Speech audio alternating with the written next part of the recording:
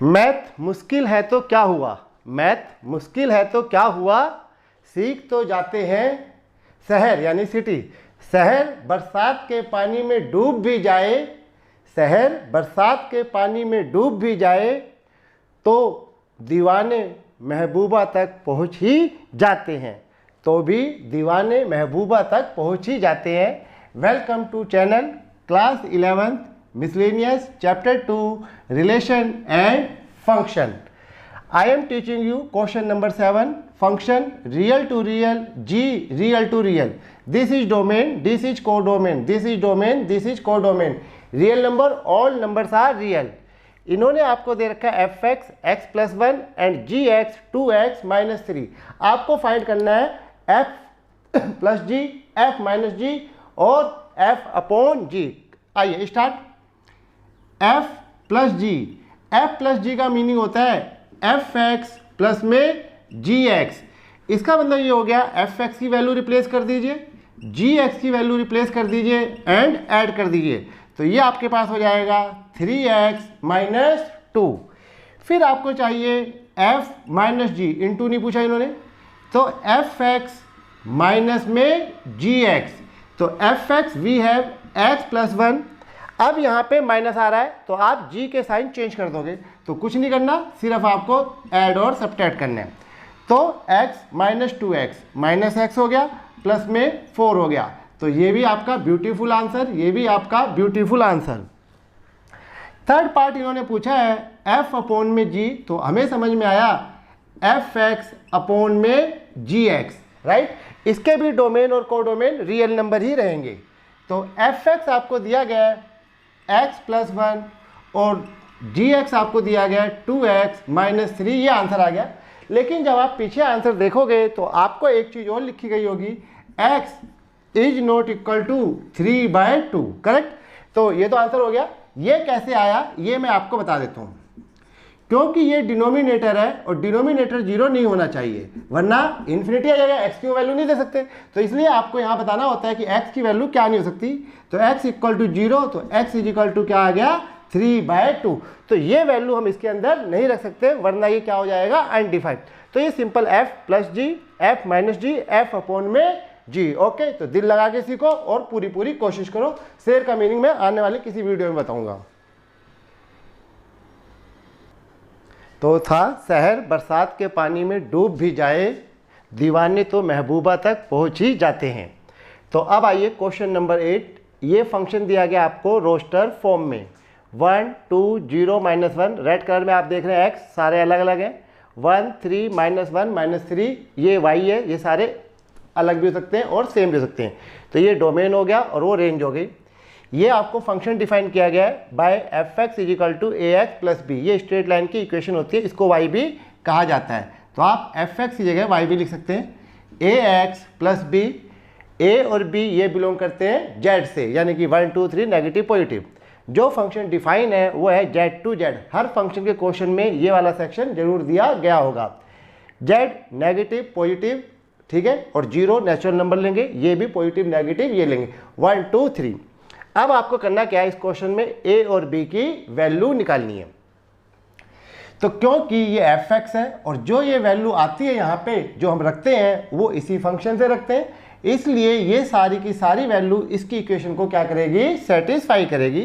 तो आपको लेना है फर्स्ट ऑर्डर पेयर। तो ये जो हमने ऑर्डर पेयर लिया 1,1 लाई इन फंक्शन f। अब अगर ये लाई करेगा तो ये x होता है और ये y होता है, तो y की जगह 1 रख दीजिए, समझ गए, क्योंकि जो ये वैल्यू आती है वो इसी से आती है, a इंटू 1 प्लस b। इस तरीके से 1 is equal to a plus b। आप इन चारों को रख सकते हैं, ठीक है, किनको रख सकते हैं, चारों को रख सकते हैं। तो मैंने ये लिख दिया, वैसे आप 0 ले लोगे तो थोड़ा जल्दी हो जाएगा। ऑर्डर्ड पेयर चारों में से कोई सा भी आप ले सकते हैं, 2 जोड़े। ऑर्डर्ड पेयर 2,3 लाई इन f, ये भी लाई करता है, तो इसलिए x2 है y3 है, तो y की जगह 3 आ गया, x की जगह 2 आ गया, b फॉर बॉय ऐसे ही रहेगा। 3 is equal to 2a plus b, ये हो गई इक्वेशन नंबर 2। हमें a और b फाइंड करना है क्वेश्चन में, तो अब ये दोनों इक्वेशन को हम क्या कर लेते हैं, सोल्व कर लेते हैं। Solve equation 1 and 2। सोल्व करना आपको पता ही है कैसे करते हैं, एलिमिनेशन मेथड से। तो 1 is equal to A plus B and 3 is equal to 2a plus B. Eliminate करेंगे, तो जब आप एलिमिनेट करेंगे तो माइनस माइनस माइनस ये कैंसिल हो गया, -2 equal to -a is equal to 2। कभी कोई मिस्टेक नहीं रहा है तो अपने आप ठीक कर लेना। a आ गया, अब हम निकालते हैं b। a plus B is equal to 1 है, a की वैल्यू 2 आ गई, तो 2 plus B is equal to 1, तो b इक्वल टू क्या आ गया -1। तो उसने कहा था a और b बताओ, तो इस तरीके से आपका जो आंसर है beautiful, a is equal to 2 and b is equal to -1। Okay, good bye, नहीं गुड बाय नहीं, आगे भी सिखाता हूँ। तो ये आपको फंक्शन दे रखा था, f(x) दे रखा था, ये सारे ऑर्डर पेयर इसको सोल्व करके आते हैं, इसलिए ये सारे के सारे इसके अंदर लाई करेंगे, इसको सेटिस्फाई पर करेंगे। आइए क्वेश्चन नंबर किस पे, 9th पे आ जाओ। See on the black board question number 9, let r be a relation from n to n। तो r रिलेशन है n to n, natural number to natural number, और r इसने डिफाइन कर रखा है रोस्टर उसमें सेट बिल्डर फॉर्म में, r relation between ordered pair a and b, और ये बता रहा है a और b किससे बिलोंग करेंगे, नेचुरल नंबर से 1 2 3 से, एंड जो रिलेशन है वो ये है a equal to B square. फिर इसने फर्स्ट सेकंड और थर्ड पार्ट करके 3 दे रखे और पूछा ये ट्रू है या फॉल्स है। तो ये चीज़ें तो किसी काम की नहीं है, तो जो आपके लिए इंपॉर्टेंट है वो है ये आपका क्या है, रिलेशन है। तो हमें इसी रिलेशन को डिस्कस करना है कि क्या a is equal to B square true है या नहीं है। तो फर्स्ट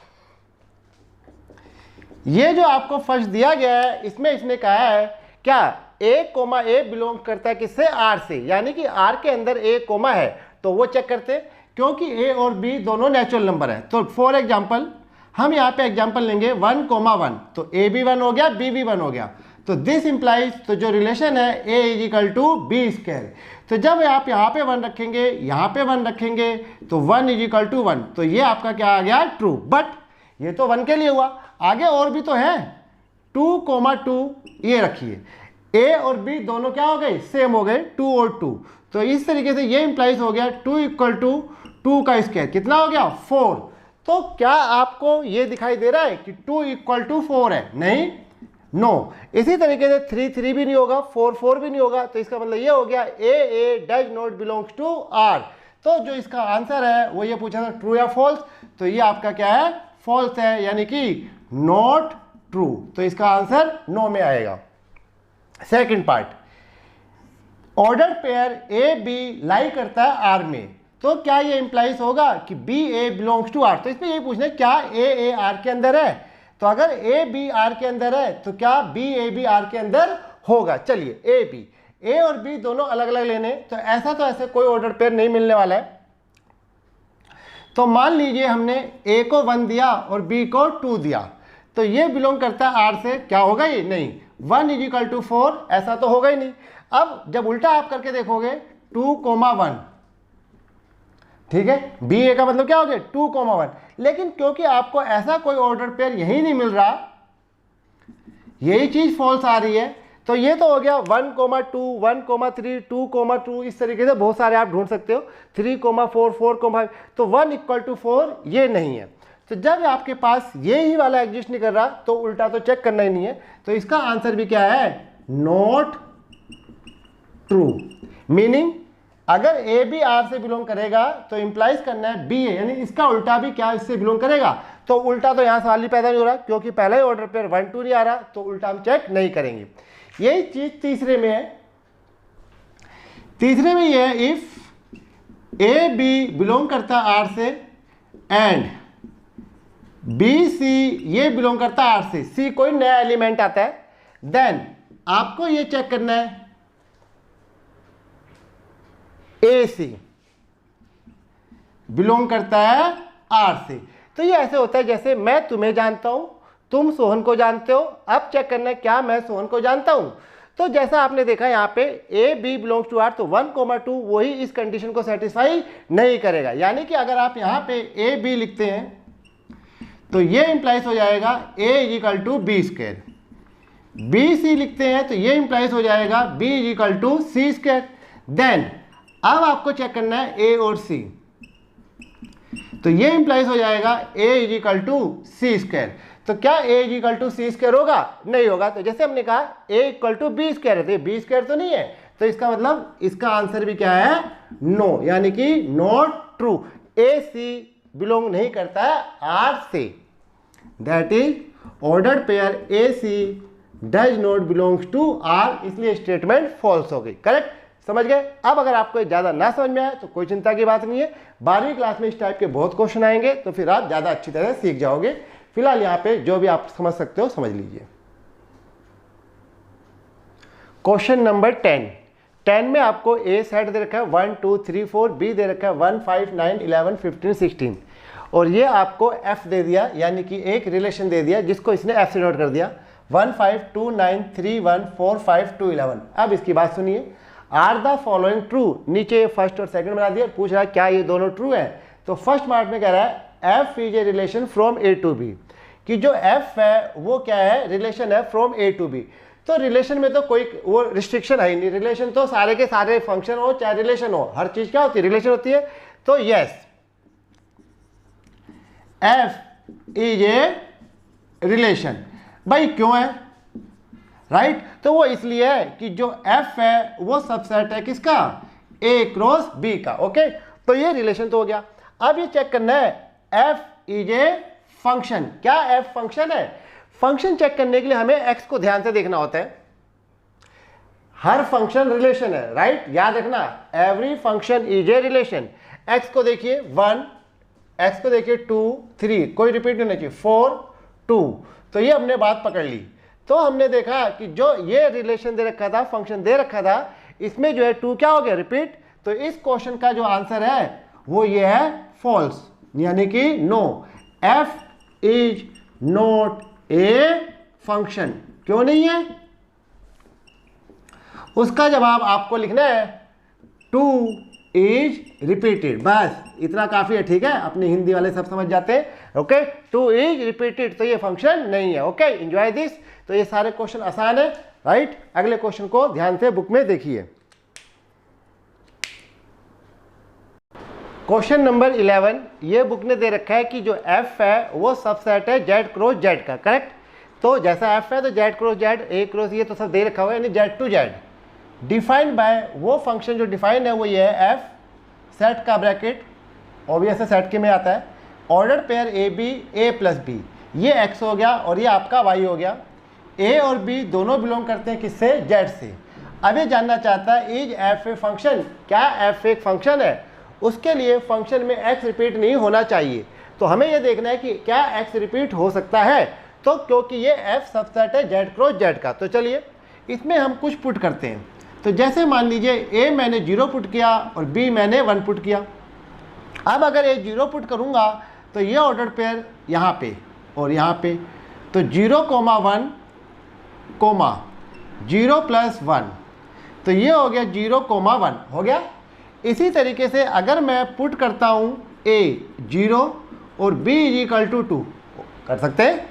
अब आप फिर से देखेंगे कि जो आपके पास आएगा ए 0 बी 2 ए 0 और बी 2, तो इस तरीके से 0, क्या आ गया 2, आगे जाने की जरूरत नहीं है। तो जो हमारा एफ तैयार हुआ वो ये हो गया 0, 1 0, 2, ऐसे बहुत सारे आ सकते हैं। तो हमने ये देखा कि अगर हम इस फंक्शन को है इसे, तो हम देख रहे हैं कि जो x है वो क्या हो गया है? रिपीट हो गया। x इज रिपीटेड या first element is repeated, so this f is not a function. तो जब आप ब्यूटीफुल आंसर लिखेंगे तो वो था sentence interrogative, is F a function, तो आंसर लिख देंगे नो, राइट। इसने कहा है जस्टिफाई करो। तो जब आपको अपनी बात रखनी होती है तो एग्जाम्पल देने होते हैं, तो ये दोनों एग्जाम्पल रेफर करना जरूरी है। आप कुछ और भी ले सकते हो, नो ऑब्जेक्शन, लेकिन जब 0 से बात बन रही है तो क्या जरूरत है मजे लेने की, ठीक है। चलिए question number 12, this is the last question of this video and miscellaneous. आइए भी क्वेश्चन नंबर 12, तो ये इन्होंने सेट ए दे रखा है 9 10 11 12 13, राइट। तो सेट के एलिमेंट दे दिए। आगे लिखा है लेट बुक में, जो फंक्शन डिफाइन है वो a to n, यानी कि जो आप x को वैल्यू दोगे वो a की होगी और जो y आएगी वो n आएगी नेचुरल नंबर। अब क्वेश्चन में क्या है, फाइंड रेंज ऑफ f, क्या निकालना है, रेंज। रेंज जो है ऑर्डर्ड पेयर का सेकंड एलिमेंट होता है, तो डोमेन भी होनी चाहिए, तो y हो गया। फंक्शन जो डिफाइन है वो ये है fn, वैसे fx लिखा होता था, अब fn है highest prime factor of n। जो आपका n है वो क्या होगा, हाईएस्ट प्राइम फैक्टर, तो जो यहाँ पे x होता था वो हो गया, उसकी जगह n लिख दिया, ठीक है। अब आप में x क्या है ये ध्यान रखना है, तो x जो है a है, x क्या है a, तो यहाँ पे a की वैल्यू आएगी ना कि n की, ये तो कोडोमेन होता है, रेंज होती है। तो ये मैंने यहाँ पे लिखा 9। तो अब आपको क्या ढूंढना है, आपको ढूंढना है हाईएस्ट प्राइम फैक्टर ऑफ 9। 9 के अगर हम फैक्टर करें तो 3 × 3 × 1, राइट, और तो कुछ होता नहीं है, 1 प्राइम नंबर है ही नहीं, तो इसके जो प्राइम फैक्टर हो गए 3। तो इस क्वेश्चन में जो हाईएस्ट प्राइम फैक्टर वाला आंसर है वो आपके पास पहली वैल्यू के लिए 3 हो गया, अभी बहुत सारे आएंगे। अब आपको f क्या रखना है, 10 रखना है, ये हो जाएगा हाईएस्ट प्राइम फैक्टर ऑफ 10। अब 10 के फैक्टर कीजिए, 2 × 5 × 1, 2 × 5 × 1 में सबसे बड़ा प्राइम नंबर कौन सा है, तो सबसे बड़ा प्राइम नंबर है 5, तो यहाँ से आंसर आ जाएगा 5। ये सारी रेंज आती जा रही है। फिर हमने रखा F11 highest prime factor of 11, तो 11 के तो कोई फैक्टरिंग नहीं होंगे, 11 × 1, तो ये खुद ही हो जाएगा। तो ये चलो समझ जाओगे ना, दिस इज माई आंसर। अब हम आते हैं 12 पे, तो जब आप 12 लोगे तो हाईएस्ट प्राइम फैक्टर ऑफ 11 के बाद क्या आ गया 12, तो 12 के फैक्टर हो गए 2 दूनी 4, 4 तिया 12, 1, तो इसमें हाईएस्ट प्राइम फैक्टर 3 हो गया। 3 पहले भी आ चुका है तो 2 बार तो लिखेंगे नहीं। फिर हम लिखेंगे F13, तो हाईएस्ट प्राइम फैक्टर ऑफ 13, तो ये आ गया 13 × 1, तो ये कितना आ जाएगा 13। तो ये सारे के सारे आपके y आ गए, क्या आ गए y, y का मतलब होता है रेंज। तो इस बंदे ने हमसे पूछा है फाइंड रेंज ऑफ f, तो जो हम आंसर लिखेंगे, ठीक है, नीचे लिख देता हूं मैं रेंज, तो रेंज या डोमेन दोनों सेट की ब्रैकेट में आती हैं, तो ये आपके पास हो जाएगा बच्चों 3, 5, 11 और 13, ये आपका हो गया रेंज, करेक्ट। तो इस तरीके से ये मिसलेनियस यहीं पे ख़त्म होती है। इसको परस्यू करते रहो, पीछे पड़े रहो, इसके आपको एट लास्ट समझ में आ जाएगी, ठीक है। तो इस वीडियो को करते हैं यहीं है, होमवर्क कर लेना 1 2, होमवर्क लिख देता हूँ, मिसलेनियस 1 2 कितने तक पहुँच गए 12, ओके, सारा कर लेना, क्लास में चेक करूँगा, बाय, ठीक है।